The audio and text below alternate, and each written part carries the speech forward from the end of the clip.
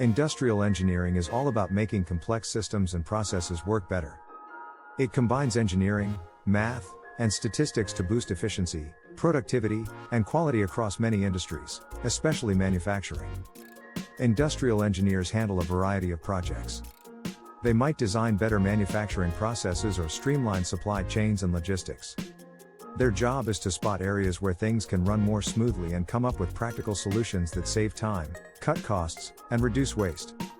For example, when designing a manufacturing process, industrial engineers use their skills to create systems that are efficient, affordable, and deliver high-quality products. In supply chain work, they study the entire network of suppliers, manufacturers, and distributors to find ways to lower costs and speed up operations. But their work isn't limited to factories.